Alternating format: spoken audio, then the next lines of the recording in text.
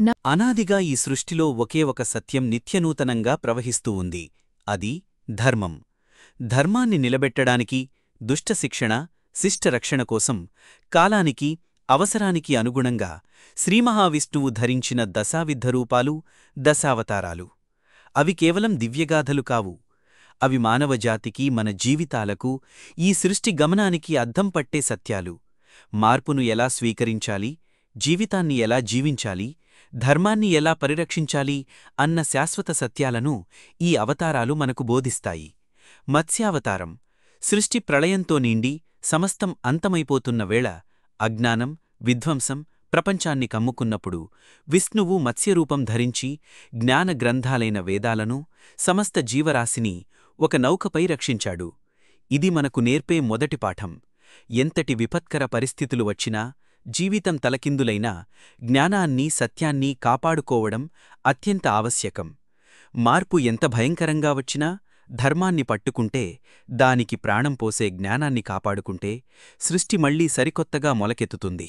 భవిష్యత్తుకు బీజం వెయ్యాలంటే గతాన్ని, జ్ఞానాన్ని కాపాడుకోవాలి. దేవతలు, రాక్షసులు అమృతం కోసం పాలసముద్రాన్ని మథిస్తున్నప్పుడు మందర పర్వతం సముద్రంలో మునిగిపోకుండా స్థిరంగా తాబేలు రూపంలో ఆ పర్వతాన్ని తన వీపుపై మోశాడు శ్రీహరి. ఇది మనకు సహనాన్ని, స్థిరత్వాన్ని, నిలకడైన కృషిని బోధిస్తుంది. ఒక గొప్ప లక్ష్యాన్ని సాధించాలంటే బయట ఎంతటి అలజడి ఉన్నా లోపల స్థిరత్వం, ఓర్పు కావాలి. జీవితంలో విజయమనేది తొందరపడితే రాదు. మార్పు అనేది ఒకే రోజులో జరగదు. దానికి దృఢమైన పునాది, అచంచలమైన విశ్వాసం, అంతులేని సహనం కావాలి. మనం తెలియకుండానే చేసే చిన్న చిన్న పనులే పెద్ద మార్పులకు పునాదులు. హిరణ్యాక్షుడు భూదేవిని పాతాళలోకాలకి తీసుకెళ్లిపోగా, సమస్త లోకాలను అంధకారంలో ముంచెత్తగా, వరాహరూపం ధరించి ఆ రాక్షసుడిని సంహరించి భూమిని తన కోరలతో పైకి లేపాడు. ఇది అన్యాయాన్ని, అధర్మాన్ని ధైర్యంగా ఎదుర్కొని సత్యాన్ని, ధర్మాన్ని పునరుద్ధరించడం గురించి చెబుతోంది. కొన్నిసార్లు ధర్మాన్ని కాపాడాలంటే తీవ్రమైన పోరాటం అవసరం. మన జీవితాల్లో అన్యాయం జరిగినప్పుడు దానిని సరిచేయడానికి ఎంతటి కష్టమైనా ఎదుర్కొని పోరాడాలనే స్ఫూర్తిని ఈ అవతారం ఇస్తుంది. భక్తుడైన ప్రహ్లాదుడిని కాపాడడానికి, ఎక్కడ ఉన్నాడు నీ విష్ణువు అన్న హిరణ్యకశిపుడి అహంకారాన్ని అణచివేయడానికి నరుడు కాదు, మృగం కాదు, ఈ రెండింటి సమ్మేళనంగా ఊహించని రూపంలో ఆవిర్భవించాడు నరసింహుడు. ఇది ధర్మరక్షణకు ఎటువంటి పరిమితులు ఉండవని, న్యాయం జరగాలంటే దైవశక్తి ఎంతటి రూపమైనా ధరించగలదని చూపుతోంది. జీవితంలో కొన్నిసార్లు ధర్మం చాలా సూక్ష్మంగా, సంక్లిష్టంగా ఉంటుంది. అప్పుడది సంప్రదాయాలను, నియమాలను దాటి ఆవశ్యకతకు తగ్గట్టుగా తన రూపాన్ని మార్చుకుంటుంది. న్యాయం నెగ్గాలంటే సంకల్పం దృఢంగా ఉండాలి. అహంకారంతో లోకాలను శాసిస్తున్న బలిచక్రవర్తిని అణచడానికి చిన్న బ్రహ్మచారి వామనుడిగా వచ్చాడు శ్రీహరి. 3 అడుగుల నేలను అడిగి విశ్వమంతటా వ్యాపించి బలి అహంకారాన్ని అణచాడు. ఇది వినయం యొక్క గొప్పతనాన్ని, అహంకారం ఎంతటిదైనా అంతిమంగా పతనమవుతుందని బోధిస్తుంది. జీవితంలో ఎంతటి ఉన్నత స్థానంలో ఉన్నా అహంకారానికి లోను కాకూడదు. మార్పు అనేది ఎప్పుడూ పెద్ద పెద్ద రూపాల్లోనే రానవసరం లేదు.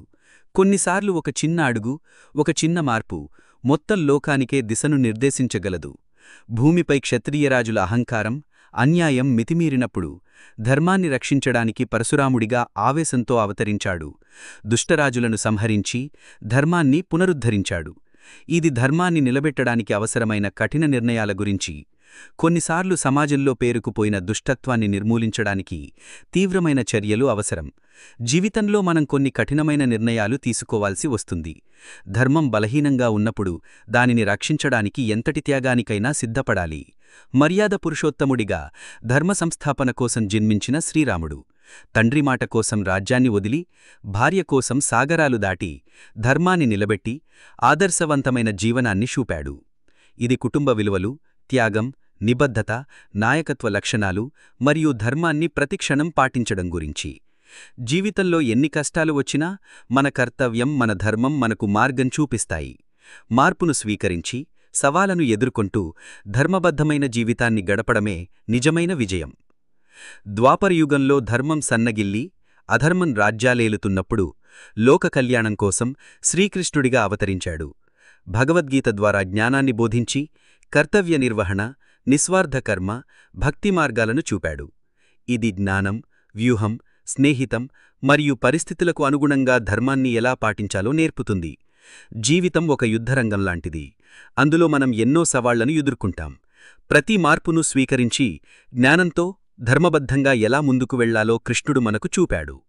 అహింసను బోధించడానికి, శాంతిని స్థాపించడానికి, ప్రాణుల పట్ల దయను చూపడానికి, కోరికల వల్ల కలిగే దుఃఖం నుండి విముక్తిని చూపడానికి బుద్ధుడిగా అవతరించాడు. ఇది కరుణ, అహింస, అంతర్గత ప్రశాంతత మరియు మోక్షమార్గం గురించి చెబుతోంది. కోపం, ద్వేషం, స్వార్థంలాంటి వాటిని విడిచిపెట్టి శాంతంగా ఉండటమే నిజమైన ధర్మం. జీవితంలో ప్రశాంతతను వెతకడం, అనవసరమైన బంధాలను త్యజించడం మార్పుకు, ఉన్నతికి నాంది. ఆత్మజ్ఞానంతో, శాంతితో జీవితాన్ని గడపడమే నిజమైన ముక్తి. కలియుగం అంతంలో అధర్మం పరాకాష్ఠకు చేరుకున్నప్పుడు, ధర్మం పూర్తిగా నాశనమైనప్పుడు, తెల్లటి గుర్రంపై, చేతిలో ఖడ్గంతో దుష్టసంహారం చేయడానికి కల్కిగా అవతరించనున్నాడు. ఇది ధర్మాన్ని పునరుద్ధరించడానికి, అధర్మాన్యాంతం చేయడానికి. భవిష్యత్తులో రాబోతున్న గొప్ప మార్పుకు ఇది సంకేతం. జీవితంలో ఎన్ని కష్టాలు వచ్చినా, ఎంతటి చీకటి అలుముకున్నా, అంతిమంగా ధర్మం గెలుస్తుందని, సత్యం నిలబడుతుందని నమ్మాలి. ఆశావాదంతో, ధైర్యంగా మన ధర్మాన్ని పాటిస్తూ ముందుకు సాగాలి. ఈ దశావతారాలు కేవలం పురాణగాథలు కావు. అవి కాలంతో పాటు మారే సవాళ్లను, వాటిని ధర్మబద్ధంగా ఎలా ఎదుర్కోవాలో మనకు నేర్పే జీవనపాఠాలు. ధర్మం మారదు, కాని దాన్ని పాటించే విధానం, దానిని రక్షించే రూపు కాలానికి అనుగుణంగా మారుతుంది. జీవితం ఒక నిరంతర ప్రవాహం. మార్పు అందులో సహజం. ఆ మార్పులను ధైర్యంగా ఎదుర్కొని ధర్మాన్ని వీడకుండా జీవించడమే అసలైన జీవితం. అదే ఈ దశావతారాలు మనకు బోధించే నిత్య సత్యం. శుభం.